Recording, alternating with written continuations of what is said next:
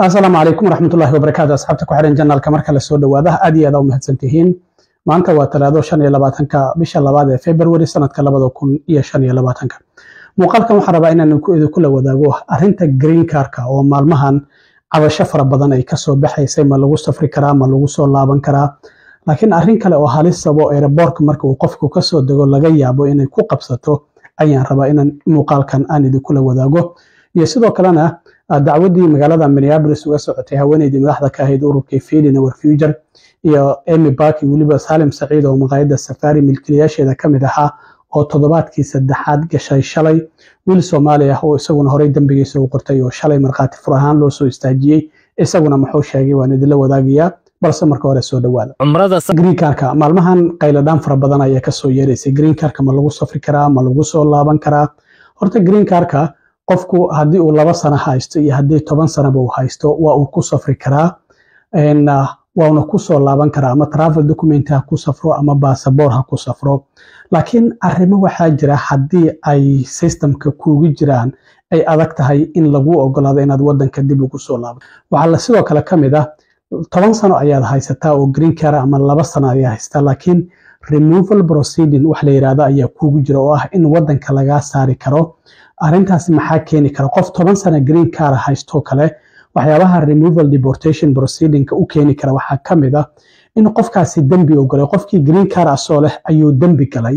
qofkaasi marka systemka removal proceeding ayaa loo gelinaya oo waa laga masaafurin karaa wadanka xilligii loo baahdo marka iyadoo saas ay kugu jirto haddii aad wadanka ka baxdo waxay adag sida lagugu ogolaado inaad wadanka dib ugu soo laabato taasi waa mid maxaa kaloo keeni kara marka qof 10 sano green card haysto in removal proceeding loo geliyo waxa kaloo keeni kara waxa kamid ah qofkan markii green cardka uu apply gareynayay ayuu arin waxyaabo been ah ayuu sheegay markii dambana waa lagu helay qofkaasi marka removal proceeding isagana deportation waa loo gelin karaa waxa sidoo kale kamid ah abandonment wax la yiraahdo qofkii wadanka ayuu ka baxay waana iska maqnaa green card marka haysato waa lawful permanent resident waay qof wadankan qaab sharciya ku degan ayaa tahay marka Soomaalidan waxaan sameeynaa oo green card ayaan helay 10 sano ilmaha ayaan wadaya Afrika ayaan geenaya 5 sano 2 sano 3 sano ayaan soo joogaya may waa sharci daro marka aad green card haysato waxa loo baahan yahay wadanka inaad deganaanto wadanka 6 bilood ka badan haddii aad ka maqnaato macnaheedu waxay tahay hadhowdii marka aad qaadanayso citizenship ama passportka intaasi aad maqnay 6 bilood wixii ka badan gadaal ayaa lagaaga daraya hal sano waad ka maqnaan kartaa wadanka laakiin ka badan haddii aad ka maqnaanayso waxa loo baahan yahay in aad soo codsato wax la yiraahdo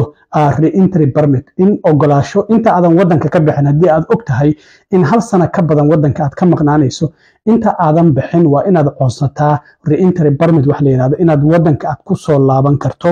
waxaana laga dalbanayaa USCIS ta formkaasi waxa la yiraahdaa form I-31 marka waa inaad dalbataa laakiin waa iska baxaya green card 10 sano haysta intaan rabaan maqnaan karaa ma aha qofku passport hadduu haysto wuu bixi karaa intuu rabo wuu maqnaan karaa laakiin haddii aad green card haysato ma ahan wadankan inaad hal sano ka badan aad ka maqnaan karto 6 bilood wixii ka badanna hadhowdii markaad citizenka ama passportka aad qaadanayso ayaa gadaal lagaaga daraya laakiin arinta kale oo la yaab kale waxay tahay hadda Trump maamulkan markuu yimid waxa la arkay dad saasoo kale airportka markii ay ka soo dageen kadib dadka hadda green card kale oo wadanka ka maqan arinta si weyn ula socda waxa jira form la yiraahdo I-407 formkaasi macnaheedu waxa uu yahay qofka si mutadawacnimaha in green cardkiisa uu isaga celiyo formkaasi marka airportka aad ka soo degto waa lagu soo hoos dhigi karaa marka inaad iska saxiixda maahan haddii aadan luqadda aqoonin fadlan airportka markuu yimaado qofka su'aalo ayaa la weydiiyaa qol ayaa lala galaa intee aaday wadankee ku maqnayd imisa maqnayd marka waxaa laga yaabaa formkan in lagu hoos geliyo formkan marka waxa la yiraahdaa I-407 marka haddii aad marka doonaysid in green cardkaada aad iska celiso aad saxiixdo isla goobtaas adigoo fadhiya ayaa waxa lagu jabinayaa green cardkaada adiga ayaana saxiixay in wadanka laga masaafuriyo marka arinta muhiimka oo aan rabo dadka inaan la wadaago waa arintan formkaas ha iska saxiixin haddii lagu soo hoos dhigo luqad aadan aqoonin qofku waxa uu xaq u leeyahay inuu yiraahdo qareen ayaan rabaa inaan la hadlo oo arintan aan ogeysiiyo laakiin haddii waraaq inta lagu dhiibo tira waraaqihii immigrationku ay dhiibi jireen oo aad iska saxiixdo waxa aad saxiixaysa waxa tahay inaad si mutadawacnimo ah aad green cardkaadii aad isaga celisay isla markaana wadanka waa laga masaafurinaya green cardkaadana hortaada ayaa lagu jebinaya dadka qaar ayay hadda ku dhacday muddadii hadda bil uu Trump joogay dad ayay sidaas ku dhacday oo foomkaas intay saxiixeen isla markiiba green cardkii hortooda lagu jebiyey wadankana laga masaafuriyey marka qayb waxa ku jirto qaybta yar oo aan idin tusi doono muuqaalka aad ka arkaysaan waxaad leedahay marka aad saxiixdo anigoo og ayaad leedahay ayaan waxaan cadeynayaa in wadankan aanan sii deganaanaynin sidaa darteed aan foomkan ogolaaday inaan saxiixay isla markaana aan iska celiyey green cardkaygi xitaa green cardka qofka waxaa ka celin kara judge ama qareen inuu maxkamad hortago marka waxaad leedahay xuquuqdeydii ahayd in aan qareen hortago oo green cardkan qareenkaasi uga celiyo xitaa aniga ayaa weefgareeyey marka anigoo maskaxdaydu joogto oo caafimaad qabo oo og ayaan saxiixay waraaqdan waxaana iska celiyey green cardkaygi marka haddii aad qalinka ku duugto oo aad halkaasi saxiixdo adiga ayaa ismasaafuriyey green cardkaadina halkaasi ayaa lagaaga qaadanaya foomka halkan ayaan soo saari doonaa waana idin tusi doonaa marka dadka arintaasi ayaan rabay inaan uga digo waa ay dhici kartaa eeraboorada qaarkoodna hadda waa ay ka dhacaysaa foomkaasi marka dadkeena Soomaalida inta badan luqadda ma yaqaanaan haddii waraaqa la iska soo hoos dhigo waxa laga yaabaa inay yiraahdaan waa immigrationki waraaqa caadi oo iska saxiixdo qalinka aad ku duugto arintaasi marka inay ka digtoonaadaan dadka Soomaalida ah ayaan marka muuqaalkan u soo sameeyay foomkaasi inuu jiro eeraboorada qaarkoodna dadka laga saxiixayo sidaa darteed ka digtoonaada dadka hadda wadanka ka maqan oo wadanka ku soo laabanaya arintan halala wadaago fadlan waxa laga yaabaa inay ku dhacdo marka ay wadanka ay ku soo laabtaan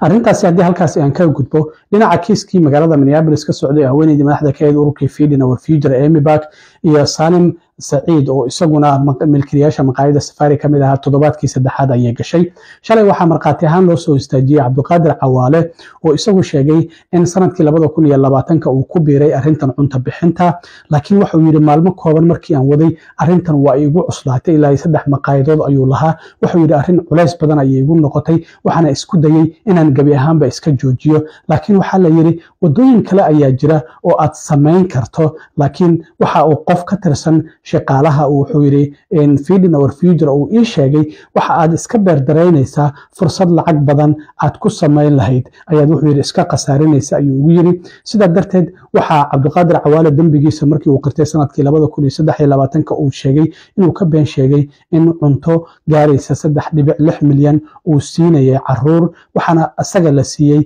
lacag gaaraysa 11.8 milyan oo dollar laakiin lacaga kickbackna isagu waxa uu bixiyay oo shaqaalaha Feeding Our Future uu siiyay marka lacagta lagu soo dhameeyo aduna xoogagaadi waa inaad iska bixiso marka lacag 83,000 oo dollar ayuu sheegay shaqaalaha Feeding Our Future in uu siiyay marka cross examinationkii markii lagu sameeyay ayaa qareenka Amy Back uu su'aalahan soo socdo uu weydiiyay Cabdiqaadir Cawaale su'aalaha la weydiiyana waxa sidoo kale kamid ahayd wiliga adigu Jack ma u qortay Amy Back maya ayuu yiri lacag kaasha wiliga ma siisay Amy Back ayaa sidoo kale la yiri sida darteed maya ayuu yiri marka laakiin waxa lagu soo bandhigay Jack 28,000 oo dollar oo hay'ad oo la talin uu u qoray ninkan la yiraahdo Cabdiqaadir Cawaale markii bangigaasi la fiiriyana magaca ku attaach gareysna accountkaasi Amy Back ayuu sidoo kale ahaa marka toddobaadkii saddexaad ayay hadda gashay waxaana uu sheegay tilmaamahaasi oo in ay siinayeen shaqaale ka tirsan Feeding Our Future toddobaadkii saddexaad ayaa hadda lagu jira maxkamadda waxa la filayaa toddobaadkan marka uu ilaado toddobaadka dambe in ay soo gabagabowdo maxkamadda markaas kadibna waxa la ogaan doonaa in ay dambi lagu helay in kala xirbeegtida ayaa gacanta loo gelin doonaa sidoo kale wasaaradda amniga gudaha Mareykanka waxa jirta xayeysiin luqadda Ingiriiska iyo waliba luqadda Isbaanishka ku baxaysa oo guud ahaan caalamka laga daawanayo xayeysiintaasi waxay tahay oo wasaaradda amniga gudaha Christine Ohm ay soo bandhigtay wasiirka wasaaradda amniga gudaha in lacagtan malaayiin dollar ay ku baxaysa xayeysiinta sida darteed waxa leenahay dadka sida sharci darrada ku jooga wadankeena waa inay isaga baxaan kuwa hadda kadib isku soo dayaya in ay wadankan yimaadaan oo dambiilayaal ahna waa in aysan wadanka Mareykanka marnaba aysan imaanin waxay dhahaan haddii aad imaataan waan idin ugaarsan doonaa waana idin soo xiri doonaa kadibna waan idin masaafurin doonaa iyadoo sidoo kalena